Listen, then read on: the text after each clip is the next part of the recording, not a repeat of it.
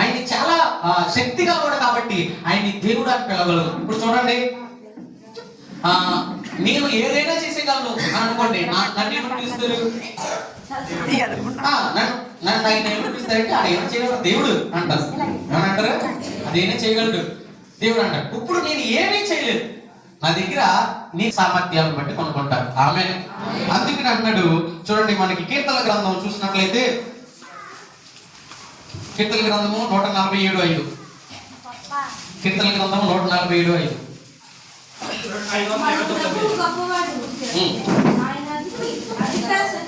ఆయన అధిక శక్తి గలవాడట. ఎవరు? మనకి మన దేవుడికి ఇంకో పేరు ఉంది, అది ఏంటంటే సర్వశక్తి గలవాడు. ఎవరు? బైబిల్లో చాలా చాలా చోట్ల ఏమని ఉంటదంటే సర్వశక్తి గల దేవుడు అని ఉంటది. ఎలాంటి దేవుడు అంట? సర్వశక్తి గల దేవుడు. ఇప్పుడు దేవుడికి మనిషికి డిఫరెన్స్ చూపిస్తాను జాగ్రత్తగానంటే, నేను నా ఆత్మని ఎవరి దగ్గరికి పంపలేను. నా ఆత్మ ఇంటి నుంచి వేరే ప్లేస్ పంపలేను. పంపగలనా? పంపలేను. నా ఆత్మని అరుడికి ఇవ్వగలనా? ఇవ్వలేను. అరుడి ఆత్మ ఎవరికైనా ఇవ్వగలరా? ఇవ్వలేడు. కానీ దేవుడు అలా కాదు. దేవుడు ఆత్మస్వరూపుగా ఉంటూ తన ఆత్మని ఎక్కడికైనా పంపగలడు. అగాధ జలముల పైన అల్లాడుతుంది ఒక ఆత్మ, అది ఎవరిది? దేవుడి ఆత్మే. దేవుడు ఎక్కడ ఉన్నాడు? సింహాసనం మీద ఉన్నాడు.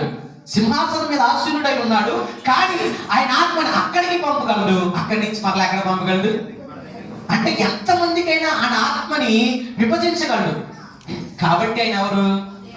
దేవుడు. కాబట్టి ఆయన దేవుడు. దేవుడికి మనిషికి తేడా అదే. దేవుడు తన ఆత్మని ఎక్కడికైనా పంపి శక్తి గల పనులు చేయించగలడు, కానీ మనిషి అలాగా చేయలేడు. కాబట్టి ఆయన దేవుడు. ఆమేన్. అంటే ఈ భూమి మీద జీవిస్తున్న ప్రతి ఒక్కరికి కూడా శక్తినిచ్చేది ఎవరంటే దేవుడే. హల్లెలూయా. దేవుని యొక్క శక్తి లేకపోతే, దేవుని యొక్క బలం లేకపోతే ఈ భూమి మీద ఏమి చేయలేము. అందుకని అంటాడు, ఈ నా బలములన్నీ నావే, శక్తులన్నీ నావే అంటాడు. చూడు, కీర్తనల గ్రంథం 62:11 వచనంలో. కీర్తనల గ్రంథం 62:11. ఒక మాట చెప్తున్నాడంట, రెండో మాట కూడా చెప్తున్నాడంట. ఏంటంటే బలం ఎవరిదంట? బలం అంటే బలం ఎవరిదంట? దేవుడిదేనంట. ఈ శక్తి, ఈ బలము, ఈ సంపన్నత అంతా కూడా ఎవరిది? అలాగే అదే విషయం కూడా చెప్తున్నాడు. ఇర్మియా గ్రంథము 32వ అధ్యాయము 17-18 వచనాలు మనం చదివినట్లయితే, ప్రభువా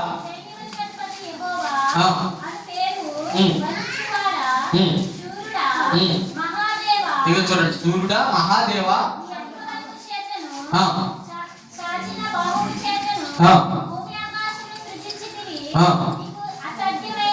నీకు అసాధ్యమైనది ఏదీ లేదు.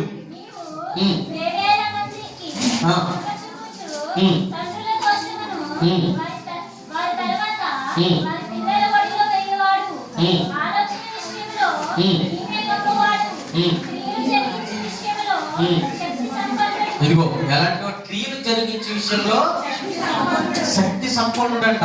ఎలాంటి వాడంట ఆయన? అందరూ చెప్పండి. శక్తి సంపన్నుడు అంటే ఆయన ఎంత ఊహించేవాడి కన్నా అత్యధికముగా కార్యములు చేయగలవాడు మన దేవుడు. మన దేవుడు ఎలాంటి వాడంట? అధిక శక్తి గలవాడు. ఆమేన్. అధిక సంపన్నుడు, శక్తి సంపన్నుడు అంట. ఆయన దగ్గర ఎంత శక్తి ఉందో ఎవరు ఊహించలేనటువంటి గొప్ప సంపన్నత ఆయన దగ్గర ఉందంట. హల్లెలూయా. నీ దేవుడు, నా దేవుడు సామాన్యమైన దేవుడు కాదు. నీ చేత ఎటువంటి కార్యములైనా చేయించగలడు. పౌలు గారు సువార్త చెప్తూ వెళ్తున్నప్పుడు ఆయన వస్త్రపు అచ్చు తగిలితే బిడ్డలు ఏమైపోరంట? స్వస్థపరచబడిపోరంట. అంత శక్తి ఎవరిచ్చారు మనిషికి? దేవుని వలన. ఎవరి వల్ల వచ్చింది? దేవుడి వలనే. దేవుడి యొక్క శక్తి లేకపోతే మనిషి ఏం చేయలేడు. చూడండి, అదే మాట చెప్తున్నాడు. మొదటి పేతురు రాసిన పత్రిక 1వ అధ్యాయం 5వ వచనం.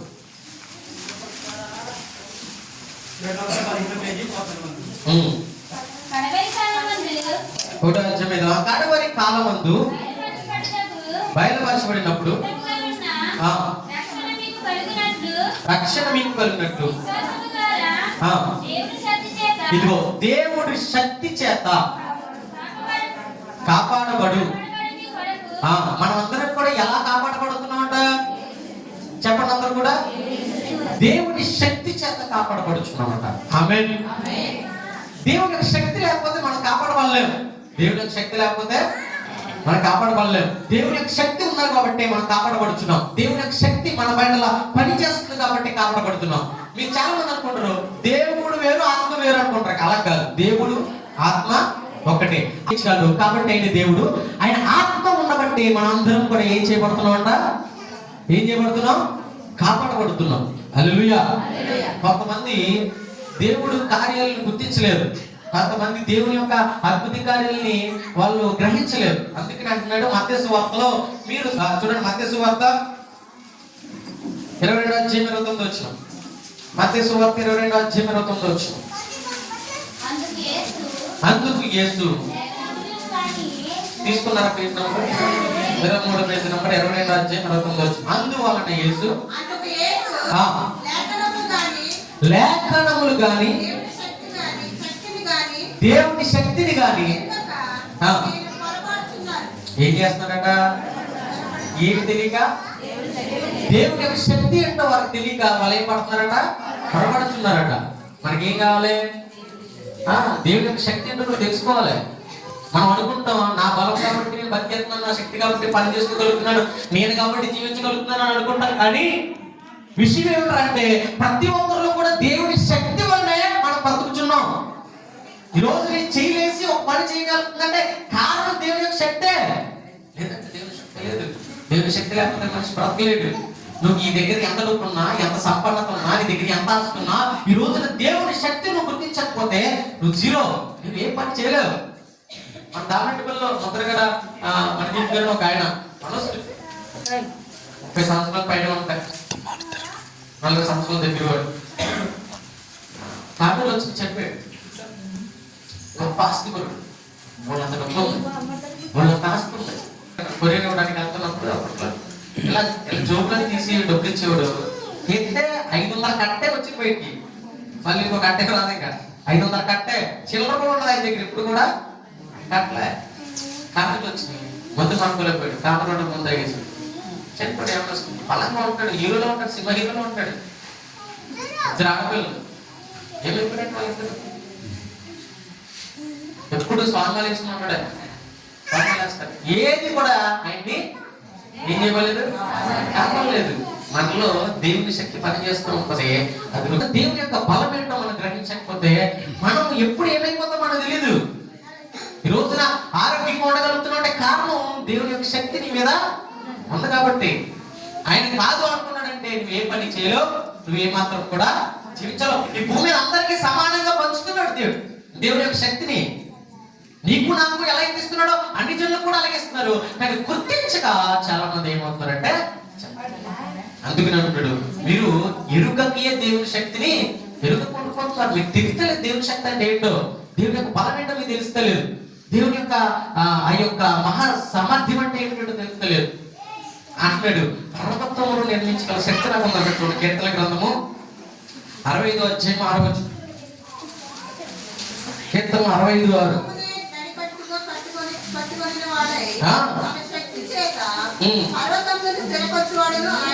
ఆయనే ఏమంటాడంట? బలమునే నడికట్టుగా కొట్టుకున్నాడట, శక్తి చేత పర్వతములను స్థిరపరచాడట. ఆమేన్. ఆయన శక్తి చేత పర్వతాలను నిలబెట్టాడట, పర్వతాలను నిర్మించాడట. అంతటి గొప్ప శక్తిమంతుడు. పర్వతాన్ని పట్టుకుని ఎప్పుడు వెళ్ళిపోయాడు ఆయన. హనుమంతుడు ఏ పట్టుకుని వెళ్ళిపోయాడు? పర్వతాన్ని పట్టుకుని అలా వెళ్ళిపోతా ఉంటాడు. పర్వతం ఎక్కడి నుంచి వస్తుంది? ఎక్కడి నుంచి వస్తుంది? భూమిలోంచి వస్తుంది. దాని యొక్క అడుగు భాగం అంతా కూడా ఎక్కడ ఉంటుంది? దానికి ఈజీగా పర్వతాలు ఎత్తుకెళ్ళిపోవడం, మన చదువుకోవడం బాగుంటుంది కాబట్టి, చెప్పుకోవడం బాగుంటుంది కాబట్టి ఉంటుంది. కానీ అది ఈజీగా అలాంటి పర్వతాన్ని నిర్మించాడు. దేని చేత? నోటి మాట చేత. ఆమేన్. ఆయన మాట అంటే జరుగుతుంటే లాజరు బయటికి రా. ఎలా వచ్చాడు? దేవుని శక్తి చేత వచ్చాడు. నోటి మాటలో, ఆయన నోటి మాటలో బలం ఉంటది, శక్తి ఉంటది. చాలా మంది అంటారు నా కొడుకండి చనిపోవాలంటాడు క్యాన్సర్ వలన. ఎన్నో హాస్పిటల్ తిప్పాను, ఎన్నో వ్యాధులు చూపించాను, లక్షలు తాగలేశాడు. ఒకే ఒక్క మాట అనుకున్నాడు, ప్రభా నిజమైన దేవుడు అంట కదా, నువ్వు గనక నా కుమారుడికి క్యాన్సర్ బారి నుంచి తప్పిస్తే కనుక నీకు లోబడి ఉంటాం అని అన్న మాటకి దేవుడు ఏం చేస్తాడంటే ఆ క్షణమే ఆ కుమారుడికి క్యాన్సర్ వ్యాధి నుంచి విడుదల కలిగించాడు. ఎన్నో సాక్ష్యాలు ఉన్నాయి మన దగ్గర. ఏదో అలేలాగా ఏదో సరదాగా రాసుకుని చెప్పుకున్న విషయాలు కాదు. ఎవరు చెప్తాడో సాక్ష్యం అంటే ఎవరికైతే క్యాన్సర్ పోయిందో వాడు సాక్ష్యం చెప్తాడు. హల్లెలూయా. నేను కాదు చెప్పింది, ఎవడు చెప్పాడు? క్యాన్సర్ పోయినట్టు చెప్పాడు. చచ్చిపోయే పరిస్థితి అండి, అస్థి బదులు లేకుండా మనిషి. అలాంటి వాడిని లేపాడు ఎవరు? దేవుడు. ఎప్పుడైతే దేవుడి మీద విశ్వాసం కలిగి ఉంటావో దేవునికి శక్తి చిట్టులో పనిచేస్తుంది. హల్లెలూయా. అలా అలా పనిచేస్తుంది అంతే. అంటే ఆ కొండను తీసుకొచ్చారు కదా ఆయన ఆంజనేయుడు. కొండను ఎందుకు తీసుకొచ్చాడు? అందులో ఏమున్నాయి? మూలికలు ఉన్నాయి. ఏ మూలికలు? సంజీవని ఉంది. అది అరగడానికి చేత నక్కలు ఉంటారు. అయ్యా రాముడికి లక్ష్మణే చెప్పారు. కానీ రాముడు లక్ష్మణ్ ఇద్దరు కూడా ఇద్దరు చనిపోయే పరిస్థితిలో ఉంటే వాళ్ళిద్దరు బతకాలంటే అప్పుడు చెప్తాడు, నువ్వు వెళ్ళి అది తీసుకొస్తే నేను పర్వాలంటే తీసుకొచ్చి వేస్తే రాముడు లక్ష్మణుడు ఎంతకి యుద్ధం చేసింది ఎవరు అనుకుంటారు? రాముడు కదా. రాముడు కాదు, ఆంజనేయుడిని అతని సైన్యం చేసింది. రాముడు చచ్చిపోయే పరిస్థితుల్లో ఉంటే ఎవరు అనిపించారంటే ఆంజనేయుడు అనిపించారు. దానికి కారణం ఏంటంటే వాళ్ళలో శక్తి లేదు. వాళ్ళలో శక్తి లేదు. నా దేవుడు ఎప్పుడు పడుకోలేదు, నా దేవుడు ఎప్పుడు కూడా వాడి వీడు కాపాడమని రక్షించలేదు. నా దేవుడు చనిపోయిన వారిని సైతం లేపినాడు. హల్లెలూయా. చెప్పకూడదు. దేవుడు ఆశీర్వాదం అంటే చనిపోయిన వారిని తన మాట శక్తి లేపగలడు. అంతటి శక్తి సామర్థ్యాలు ఉన్నవాడు నా దేవుడు. అందుకనే నా దేవుడి గురించి గొప్ప చెప్పుకుంటాను నేను. ఎందుకు చెప్పుకుంటాను అంటే ఇదిగో ఎదురుకుండా ఎర్ర సముద్రం ఉంది. చేస్తున్నావు అంటే మోషే ఇంకేం చేస్తున్నావు? నీ కర్రతో కార్యం జరిగించాడగానే సముద్రాన్ని 2 పాయలు చేసి నడిపచ్చిన రహదారి వేశాడు దేవుడు. హల్లెలూయా. అంటే నడుచుకుంటా వెళ్ళారు. సముద్రంలో మునిగిపోలే, లేదంటే ఎందులోకి? ఐగుప్తు చేత పరో చేత మొత్తం అంతా కూడా చెప్పబడాలి. కానీ నా దేవుడు సర్వశక్తి గలవాడు కాబట్టి, ఎంతో శక్తివంతుడు కాబట్టి మాట చేత కార్యం జరిగించేవాడు. హల్లెలూయా. నువ్వు ఎరగాలి, దేవుని యొక్క శక్తి ఎంత ఎరిగి ఉండాలి, దేవుని యొక్క బలం ఎంత ఎరిగి ఉండాలి, నీలో దేవుని యొక్క శక్తి ఎలా పనిచేస్తుందో తెలిసి ఉండాలి. అది తెలియకపోతే నువ్వేం చేయలేవు. ప్రభా ఈ రోజు నేను ఎలా జీవించగలుగుతున్నానంటే కేవలం నీ శక్తే. ఆ బలమే లేదు, బలమే లేదు. బలంగా తిని అప్పటికప్పుడు మంచిగా తినేవాడు రేపు పొద్దున్న చనిపోతున్నాడు. కారణం ఏంటో తెలుసా? దేవుని యొక్క శక్తి గురించి వాడికి తెలియక. దేవుని యొక్క శక్తికి నువ్వు నమస్కారం చేయాలి, దేవుని యొక్క శక్తికి లోపడాలి, దేవుని యొక్క బలానికి లోపడాలి. అది ఎప్పుడైతే నువ్వు లోపడవో నీలో ఏ బలము పనిచేయదు, ఏ బలం కూడా పనిచేయదు. దేవుని శక్తి మనలో పనిచేయాలి. అందుకని అంటాడు, నువ్వు అడుగు వాటి కంటే నువ్వు ఊహించే వాటి కంటే నువ్వు చేయగల దేవుని మహాశక్తి బట్టి మనము జీవించగలుగుతున్నాం. హల్లెలూయా. హల్లెలూయా. సువార్త, ఈ సువార్త పిచ్చి వాళ్ళందరూ విడతానే ఉంటది. చూడండి కొరింథీయులకు రాసిన పత్రికలో చెప్తున్నాడు. మొదటి కొరింథీయులకు రాసిన పత్రిక 1వ అధ్యాయం 27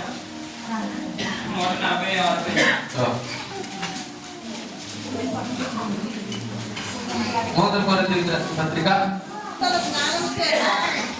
దేవుడిని ఎరుగకుండినందున సువార్త ప్రకటన చేత నమ్మువారిని రక్షించుట దేవుని యథాపూర్వక సంకల్పమాయెను. యూదులు సూచక క్రియలు చేయమని అడుగుతున్నారు. ఇక్కడ 24వ అధ్యాయం చూస్తుంటే మనకి అన్ని జనులకు సువార్త అన్ని జనులకు వెళ్తాము, కానీ మనకు మాత్రం దేవుని యొక్క శక్తి ఉన్నదంట. ఏమై ఉన్నదంట? దేవుని యొక్క శక్తి ఎవరికి వెళ్తారని కనపడుతుంది? అన్ని జనులకి సువార్త వెళ్తారని కనపడుతుంది, కానీ మనకేంటంట చెప్పాలి. అందరూ కూడా బూదిగంతంలోకి వెళ్ళి సువార్త ప్రకటించాలనుకున్నప్పుడు అనేక మంది వాళ్ళని ఆపి సువార్త కలగకుండా ఆపేశారు. కానీ అయిందా?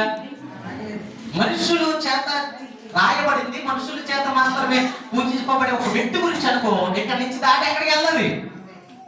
కానీ ఎక్కడో యెరూషలేములో ఐగుప్తులో ఎక్కడో యెరూషలేములో బెత్లెహేములో పుట్టిన యేసుక్రీస్తు గురించి ఈ రోజు మారుమూల గ్రామం అయినటువంటి కొరకొండ గ్రామంలో పడుతుంది.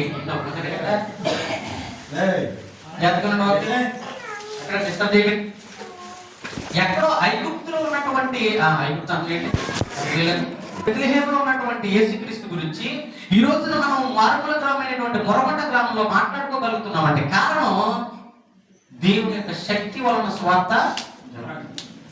చెప్పే వాళ్ళందరూ కూడా వీళ్ళు యేసుక్రీస్తు సిలువ పడ్డాడండి, సిలువ పడిన ఆయన రక్తం చల్లడం మనకి అంత రక్షణ కలిగిందంటే అలా చెప్పాలి. చాలా విషయాలు ఎలాంటి ఆయన అన్నవాళ్ళు ఇప్పుడు కాదు, ఎప్పటి నుంచి ఉన్నారు? ఆ రోజు నుంచి ఉన్నారు. ఈరోజు కొత్తగా మనకి కనబడుతున్నాయి కానీ ఆ రోజు నుంచి ఉన్నారు.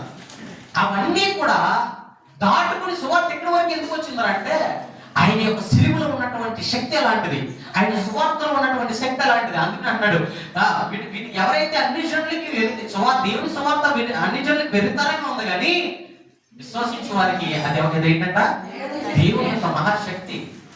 దేవుని యొక్క మహాశక్తి, ఆ శక్తి వలన సువార్త నడిపించబడుతుంది, ఆ శక్తి వలన రక్షించబడుతుంది. చాలా మందిని రాళ్ళతో కొట్టి చంపేశారు తెలుసా మీకు? రాళ్ళతో అగ్నిలో కాల్చివేయబడ్డారు. ఇవన్నీ ఏంటంటే దేవుని యొక్క సాక్ష్యాలు. యేసుక్రీస్తు అంటాడు ఇదిగో మీ వాళ్ళ వీళ్ళ బదులుగా ఏమరుస్తాయి అన్నాడు, వీళ్ళ బదులుగా రాళ్ళు కేకలేస్తాయి అన్నాడు. రాళ్ళు కేకలేయడం ఏంటి? రాళ్ళు కేకలేస్తాయి ఎక్కడనే సాధ్యమా? రాళ్ళు కేకలేస్తాయా? కేకలేస్తాయి. ఎవరు చెప్పారన్నమాట? దేవుడు చెప్పాడు కాబట్టి కేకలేయాలి. ఎలా వేస్తాయి తెలుసా? ఎవరినైతే స్వార్థ చెప్తున్నప్పుడు రాళ్ళతో కొట్టి చంపేశారో ఆ రాళ్ళు కేకలేస్తాను ఇదిగో అక్కడ ఉన్న వాళ్ళందరికీ చెప్తున్నా ఇదిగో ఇన్ని రాళ్ళతో కొట్టి చంపేశారు కదా, ఒక్కసారైనా నేను నా దేవుడిని విడిచిపెడతానా అన్నాడా? అనలేదు. కాబట్టి ఆ రాళ్ళు సాక్ష్యం ఇస్తున్నాయి, ఆ రాళ్ళు కేకలేస్తున్నాయి. ఆ రాళ్ళు కేకలేసి సాక్ష్యం ఇచ్చడం వలన అనేక మంది రక్షించబడ్డారు. హల్లెలూయా. అది రాళ్ళు కేకలేయడం అంటే. రాళ్ళు కేకలేయడం అంటే ఎవరినైతే రాడిచ్చి కొట్టాడో వాడు క్రీస్తుని విడవకుండా ఉన్నాడు కాబట్టి వాడి గురించి రాళ్ళు సాక్ష్యం ఇచ్చి చెప్తుంది నేను రాడిచ్చి కొట్టాం దేవుడు విడిచిపెట్టలేదురా, ఈ దేవుడు నిజమేనా దేవుడు అని చనిపోయిన తర్వాత రక్షించబడిన వాళ్ళు చాలా మంది ఉన్నారు. హల్లెలూయా. అలాగే సువార్త వచ్చింది మనకి. మొట్టమొదటిగా తొమ్మాగారు ఇక్కడికి వచ్చి ఆ బ్రాహ్మిన్స్ ని అలాగే అక్కడ ఉన్నటువంటి ఆ భక్తులందరికీ కూడా దేవుడి యొక్క సువార్తను ప్రకటిస్తున్నప్పుడు మీ దేవుడు గొప్పవాడైతే ఏదైనా ఒక కార్యం చేసి చూపించండి, నేను చేసి చూపిస్తానని నీటిని పైకి తెచ్చుగా ఆ నీటి ఏది తీసుకుని అక్కడ గొయ్యి ఏర్పడిందంట. ఏం ఏర్పడింది? వెంటనే మనందరూ కూడా ఇదిగో ఈయన నిజమైన దేవుడే, అద్భుత కార్యాలు ఉన్నాయి. ఎలా గుర్తించారు దేవుడు నిజమైన దేవుడని? చేసిన అద్భుత దేవుడు అని వాడు ఉంటే శక్తి కలిగివాడు ఉండి అద్భుత కార్యం చేస్తాడు. ఆ అద్భుత కార్యం చేసేటువంటి శక్తి నాలో ఉంది కాబట్టి నా దేవుడు నిజమైన దేవుడు. హల్లెలూయా. కాబట్టి ఈ రోజున ఏదైతే నువ్వు సువార్త వింటున్నప్పుడు నేను ఆపుతున్నాడో అది అందరికి వెళ్తాను కానీ నీకు మాత్రం దేవుని యొక్క మహాశక్తి. హల్లెలూయా. చాలా మంది మన యూట్యూబ్ లో చూస్తున్నా 3 మేకులు కూడా పీక్కుంటుండే దేవుడు ఏంట్రా అని అన్నాడు. 3 మేకులు పీక్కుంటే కనుక ఈ రోజు భూమి మీద ఎవడో కూడా ఉన్నాడు, అందరినీ కూడా నాశనం చేశాడు. 3 మేకులు పీక్కోలేదు కాబట్టి ఈ రోజు ఆ సువార్త ఇక్కడ వరకు వచ్చింది. ఆడికి నిజంగా బతుకున్నాడు. లేదంటే కనుక అడేమోదుడు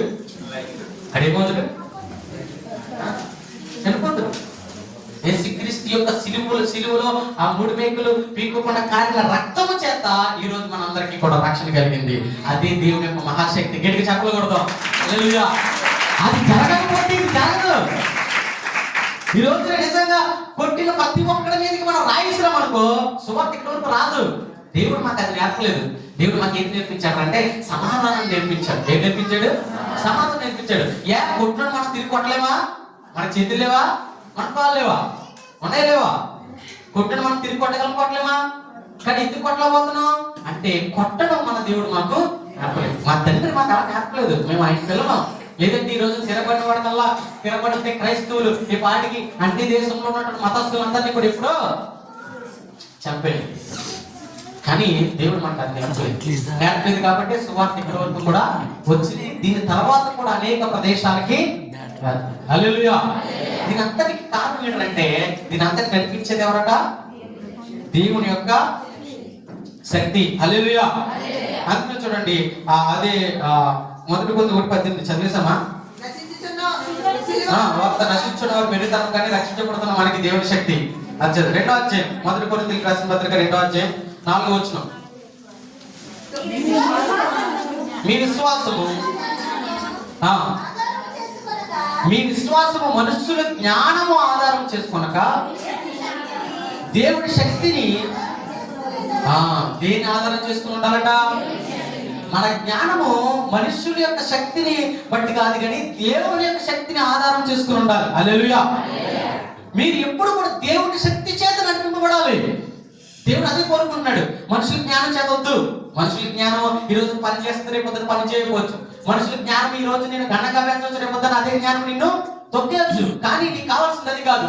నీవు దేవుని శక్తి చేత ఆధారపడి బ్రతకాలి. హల్లెలూయా. మనిషి దేవుని శక్తి చేత కాపాడబడాలి. అప్పుడే మనిషి ఎక్కువ జ్ఞానం కలిగి ఉండగలడు. అందుకని అంటున్నాడు యాకోబు రాసిన పత్రిక 3:15 మాట్లాడుకున్నట్లయితే దీనందరూ కూడా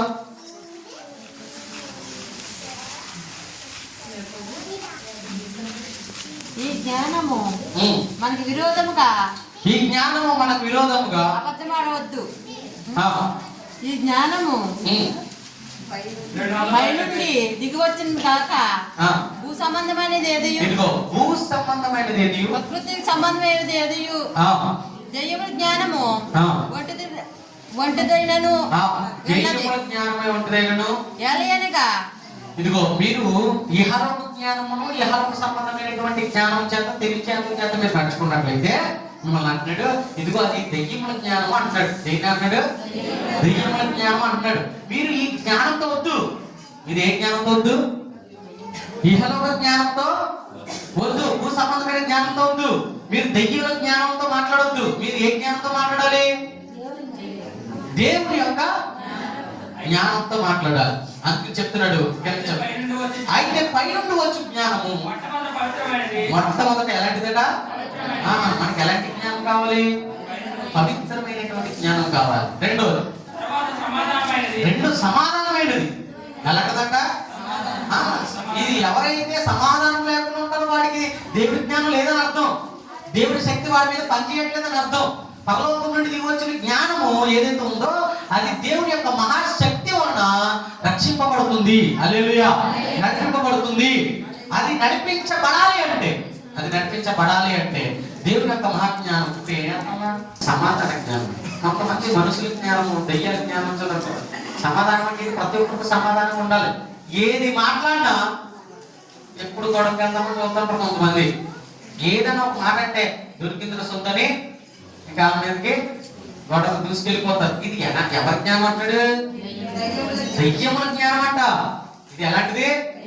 ఇలా చూడండి అందరూ. ఇది ఎలాంటిది? దయ్యముల జ్ఞానం. ఇది ఏదో నీ మీద పడిపోతున్నారు. ఆల్రెడీ ఇది అని అంటున్నారు, అదే అంటున్నారు, ఇదే అంటున్నారు, మాట్లాడుతారు. నోటికి వచ్చినట్టు వాళ్ళని వీళ్ళు తిట్టడం వలన మీకు కలిగే జ్ఞానం ఏంటంటే దయ్యముల జ్ఞానం. హల్లెలూయా. దేవుని జ్ఞానం చేత నడుచుకుంటాం. మనకు కావాల్సింది ఏ జ్ఞానం కావాలి? దేవుని జ్ఞానం కావాలి. మనకి ఏ జ్ఞానం కావాలి? పరలోక జ్ఞానం కావాలి. అది ఎలాంటిదంట? మొదట పవిత్రమైనది, తర్వాత సమాధానమైనది ఉంటుందట. మృదువైనది, సులభంగా లోబడినదంట. అన్నింటికి లోబడిపోదు. ఏంటి ఈ జ్ఞానం? అన్నింటికి లోబడిపోదు. ఎవడైనా అది తాగు రాలంటే ఈ సంవత్సరం నుంచి తాగడం, ఈ సంవత్సరం నుంచి సినిమా చూడడం. కానీ సర్లేండి ఒకసారికి జాయిగా ఏదో వచ్చేద్దాం. ఈ ఒకసారికి జాయిగా ఒకసారి ఏదో అయిపోతుంది కదా. మీ సినిమా నీ ఫేవరెట్ హీరో కదా, ఒకసారి చూసి వచ్చేద్దాం అని జాయిగా. ఇదంతా దేవుని జ్ఞానం అంట. అది ఎవరి జ్ఞానం? అది దేవుని జ్ఞానం. లోక జ్ఞానం అంటుంది. ఇదిగో ఈ జ్ఞానం మిమ్మల్ని ఏం చేస్తుంది అంటే దేనికి లోబడకుండా జాగ్రత్తగా ఉంచుతారు. హల్లెలూయా. అందుకనే మీ జ్ఞానము దేవుని శక్తి ద్వారా ఆధారపడి ఉండాలి అంటున్నాడు. హల్లెలూయా. కాబట్టి రెండు చేతులు పైకి చెప్పండమ్మా. మంచి ఎక్సర్సైజ్. రెండు చేతులు పైకి చెప్తే మీరు దేవుని మాట చక్కగా వెంటనే చేస్తున్నారని ఇష్టం. దేవునికి మహిమ కలుగును గాక. హల్లెలూయా. కాబట్టి దెయ్యముల జ్ఞానం చేత కాక మనుషుల జ్ఞానం చేత మనందరం ఏం చేయబడాలి? చెప్పాలి. ఏం చేయబడాలి? అందరూ కూడా దేవుని జ్ఞానంలో అదిగా. ఇది ఎలాంటిదంట? ఫలభరితమైనదంట. కింద చెబుతున్నాడు, చదవండి. ఇదిగో మంచి ఫలములతోను. దేవుని జ్ఞానము ఎలాంటిదంటే మంచి ఫలములతో నిండుకొని ఉంది. హల్లెలూయా. ఎలాంటిదంట? అది మంచి ఫలములతో నిండి ఉంది. కాబట్టి దేవుని జ్ఞానమును ఎరిగిన వారికి మనం ఉండాలి. హల్లెలూయా. యుద్ధము రాజులు మనకే వారు లేరు, సూర్యులు మనకే వారు లేరు,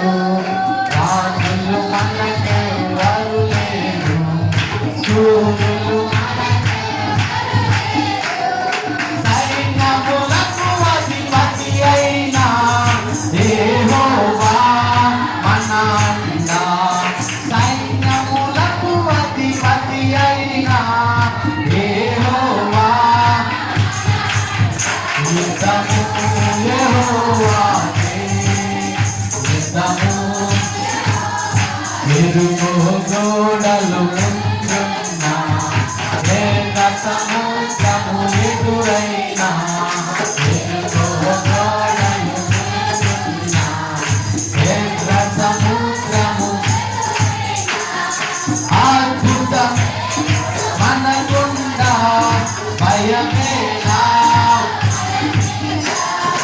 అద్భుత దేవుడు మనగుండా భయమేలా, యుద్ధము యెహోవాదే, యుద్ధము యెహోవాదే.